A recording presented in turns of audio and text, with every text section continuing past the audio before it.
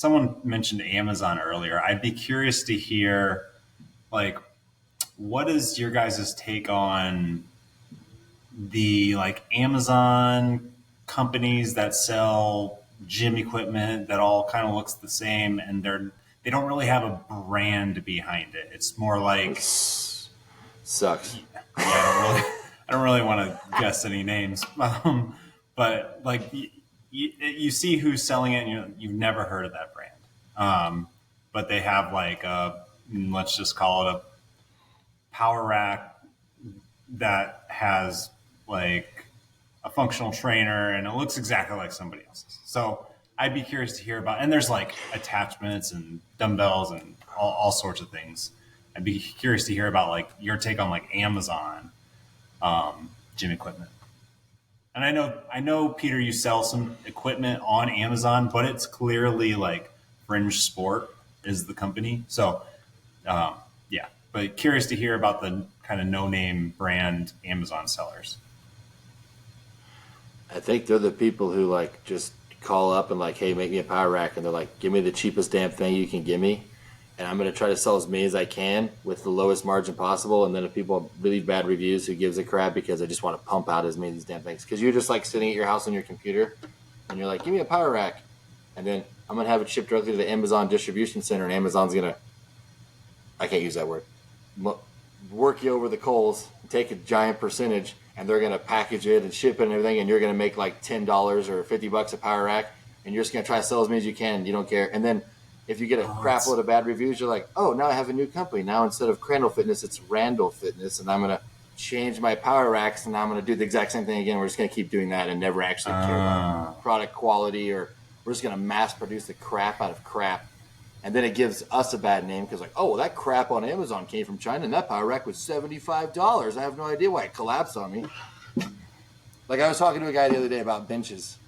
He was like, I got this bench off Amazon. I was like, you should get a new bench, because he has one of our bars in our bumper sets. I go, you should get a new bench because that thing's going to collapse on you because it's crap. And he's like, he's got a pretty big following, like 1 million people on Instagram. And I'm like, just buy the bench from us and you're not going to die. 8 seconds, I shit you not, 8 seconds later, he sends me a video of him filming himself for an Instagram picture, and he's vertical on it doing rows, and it collapses and he falls. Like that with the bar on his face. He's on his face. And he sent me that, and I was like, yeah, I don't, like I just told you, like literally 8 seconds ago, that thing's a piece of shit. So I'm like, it's just what you're going to get what you pay for every time. Well, to speak to the Amazon bench situation, I swear some of the benches that I've seen on Amazon are rated for 300 pounds. And somebody's like, oh, well, that's great. You know, I'm never going to be able to bench 300 pounds. And I'm like, bro, how much do you weigh? And they're like, oh, I weigh 200 pounds. And I'm like, well, do you think you'll ever be able to bench 100 pounds? Because then you're going to exceed the capacity of the bench. And that fiberboard backing is, you know, sooner or later it's going to go. But well, and they have the little pin, right, that holds it, and then the pin slips out, the whole thing just collapses on somebody. Yeah. So you guys might imagine I have kind of a nuanced view of Amazon. One of the things I always think about, like way back when, because I've been actually in e-commerce since 2001 as an employee for 10 years, and then when I founded Fringe. And I always remember way back when there was this, maybe it's not even a real Jeff Bezos quote, but supposedly a bunch of people talked about it, where he said, your margin is my opportunity. And that's really Amazon. Amazon, if you don't do it right, is where margin goes to die, basically. And it's not a bad thing for a company to make money on a product, because we have to make money on a product. Otherwise, we're not going to be able to keep the lights on and bring, you know, awesome stuff to market. But a lot of times what you see in Amazon, and this is what Sean was talking about, is you see this race to the bottom. So there are these brands that aren't fitness brands. They don't know anything about fitness. But let's go back to that bench. They see a bench that someone is selling, and then they say, you know what? I can get a factory, you know, it's probably in China. I can get a factory to make a bench that looks like that bench that somebody is selling that maybe is rated to 1,500 pounds or 1,000 pounds or whatever. But it's actually not going to be rated to that weight level. And actually, we're seeing this a lot right now. Jake, you kind of mentioned it almost in like squat racks. So there are a lot of people that are making, or a lot of companies that are making squat racks that if you kind of are at a distance and you squint a little bit, like it looks like a great squat rack, but It's a then when you Monet. actually, there you go. But when you actually get it, it actually doesn't have a lot. So first of all, it doesn't have the safety features and the weight capacity. But second of all that stuff that you think looks really awesome on the squat rack, it's just so horribly designed that you're never going to end up using it. Like, lat pull downs and things like that they just don't work. They don't feel smooth. There are ergonomics issues that interrupt with you using it. And there are all these different problems. And then, like Sean said, you get a bunch of negative reviews on it, and then the company just, comes out with a new, slightly different product, or even just, makes kind of a new name and goes to town as far as that goes. That said, I'm throwing a lot of like FUD, like fear, uncertainty, and doubt. I mean, there's certainly some good stuff on Amazon, but even from me searching for stuff for my house or whatever, it's a game of like whack-a-mole for who do you trust. And Who's paying more for the ads to get their product to the top of the first page when I Google whatever the heck or whatever on Amazon I'm looking for, Yeah. But I mean, I really think that brands are more important than ever. Like every now and then you hear about like the death of a brand. But what a brand is trust. Hey, I trust Crandall Fitness to deliver, awesome product at a fair price that's going to be like safe, and then they're going to stand behind it.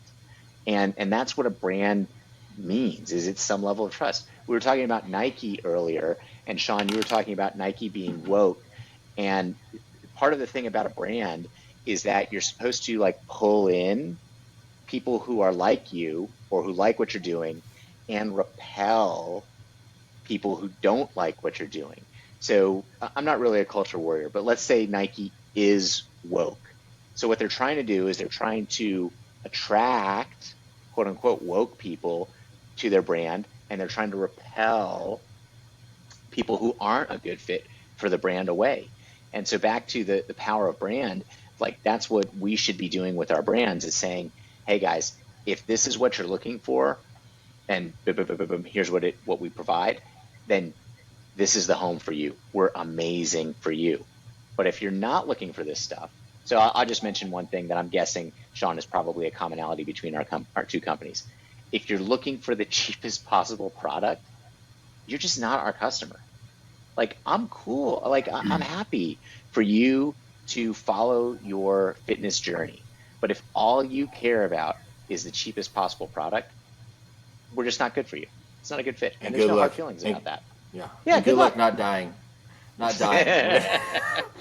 Whenever Yeah, you get strong enough to break your rack. And then, Yeah. because I'm sure you've seen it, like in our retail store. We first opened it, we were working there all the dang time, my wife and I. And you get people that come in, it's like, well, I bought this one rack, and now I'm going to try to resell it before I come get yours. I'm like, and then you find out whatever brand it is from all, I'm like, you're not going to resell it. Like, no one's going to buy it unless you sell it for $50. Yeah. Yeah, like, it's not like, I get it. You probably paid $800 for it or something, and you're like, it's not going to get you $800. Like, especially when our, you don't understand what I'm saying.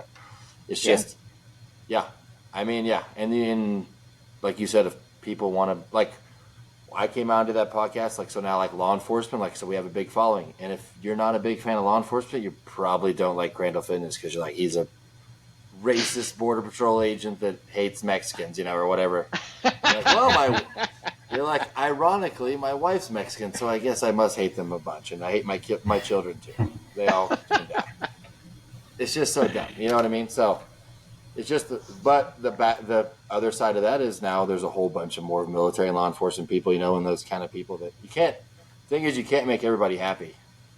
It's like when somebody comes in, they're like, I had a guy the other day. He's like, "Can't we get like a 30 or 40% discount?" I'm like, "Well, I could, but then I would lose money on it, and so I'd rather just like not sell it to you at that point. Like, it doesn't even make sense to me. You know what I mean? To give you that much off like a power rack, like." You could, but I'm like, I'm not the bargain guy. I'm not the Ross of the Ross or the whatever of the Walmart of weight equipment. You know what I mean? Like, we're here Ross. to make like this. Yeah, Ross. Oh, you guys aren't big Ross people?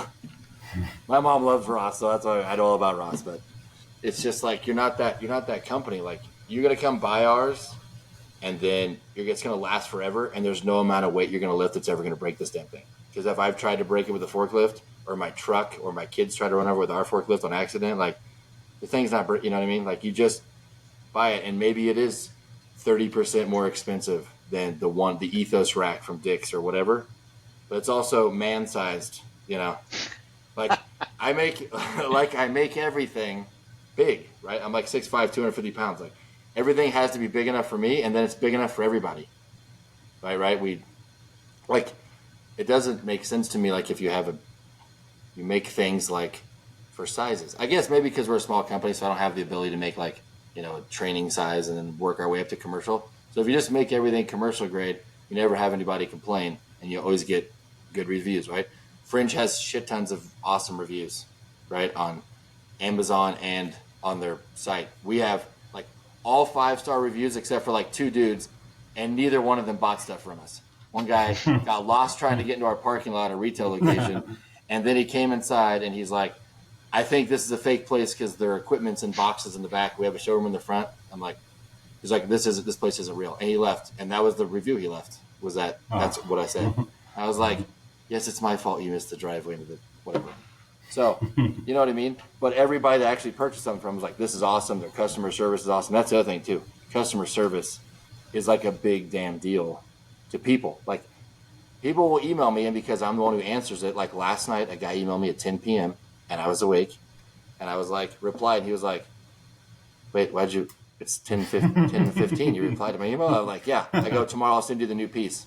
He's like, oh, okay.